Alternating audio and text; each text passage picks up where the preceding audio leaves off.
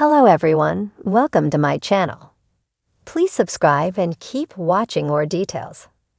Curse of Oak Island. Everything you need to know ahead of Season 9 premiere. History's Curse of Oak Island is back, and the new season promises real results. In the premiere of this season, Rick Lagina says, "Every little piece of data seems to be aligning."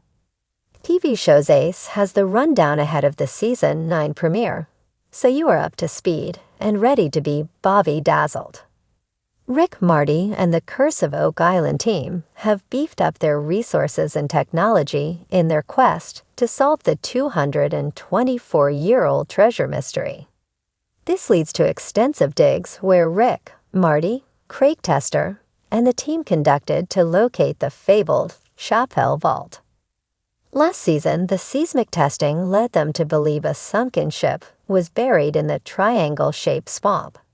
And along with fully partnered with the landowner, Tom Nolan, the son of the late Fred Nolan, Rick, Marty, and Craig Tester are determined to put the various puzzle pieces together. History says, even more extensive metal detecting will be used to search on the surface of the island, while exhaustive archaeological digs will be conducted near the historic homestead foundations of Daniel McGinnis and Samuel Ball. The cofferdom at Smith's Cove will be expanded so Team COI can conduct an even more extensive investigation. Already, they have uncovered numerous man-made structures dating more than 2 decades before the Money Pit's discovery back in 1795. The band is back together, and new technology will unveil the found objects and buried bits from the past. The ancient stone path or slickway they found is also back in focus. And a possibility of Portuguese explorer clues and a committed fervor to go for the gold will define the new Season 9 of Curse of Oak Island. Legends, expanded lore, and one more death. 6 have passed away. Allegedly must happen before the treasure can be found. Not to mention metal detector Gary Drayton's various stances for different metals. The Laginas are not giving up after 10 years of searching. Last season, Dr. Ian Spooner tested in the Money Pit, and the results were astonishing. Lots of silver is suspected. Marty Lagina shares that silver dissolved in the water, and there is a lot of treasure in the area. There's a new twist. Nova Scotia's Provincial Department of Community, Culture, and Heritage watchdogs oversee archaeology in the area and have put more restrictions on where and what the Laginas can excavate. The Eastern Drumland is where they have rescinded their permissions, except for the designated lots and the Money Pit. The department is asking for more formal permits and tests, hand screening, and overall tighter restrictions. We've proven that this place has some real historical value. But unfortunately, the unintended consequence is we got more regulation, says Marty Lagina. Gold-colored objects and test results have put wind in the Laginas' sails as the Money Pit treasure is still on the table.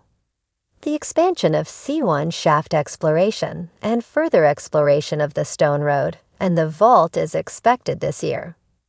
Dr. Spooner continues to test with boreholes and cutting-edge mineral analysis. These tests will determine the presence of gold and silver. New boreholes will be done once the upcoming water tests are done, and the biggest and most expensive dig to date will commence. A 10-foot can will yield 40% more material to sift through. Last year, they found a stone road in the southeastern corner of the swamp. This is an exciting area, says Gary Drayton. It was revealed to have a cobblestone pathway to an undetermined location. In addition, they found a trade weight in metal objects that were clearly man-made. They posited that this path was an offloading path for anyone transporting heavy materials to a ship. Archaeologist Laird Niven is brought in to age the road and try to figure out its importance. The carbon-dated keg barrel items found near the stone road in the southeast corner have been the grease to get official permission for further exploration. They are believed to be 15th-century items. Marty Lagina asks the salient question, why build a road in the swamp? No spoilers, but exciting things will be found by Gary Drayton around this road. The quest includes the Money Pit. The team is looking for the highest concentration of gold and silver. ppb, or parts per billion, will reveal what elements lay below in the test holes drilled inside the Money Pit. This is where Terry DeVoe's professional assessment reveals the road was likely built in the 1500s.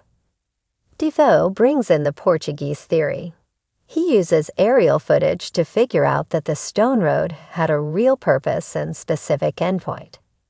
In a past season, DeVoe believed the cross found in the stone was also of Portuguese origin. Granted, they are all grown men being funded and paid to hunt for treasure with cool toys, so that's a pretty sweet gig in itself. But observing the entire large cast of characters, boisterous metal detector expert Gary Drayton seems to have the most fun of all. Drayton provides the levity to this series, which needs to keep us glued to every little thing they pull up out of the muck. The extended premiere is a complete blast, and big discoveries are made, so make sure to tune in and see all these theories come to fruition as the expanded team works together.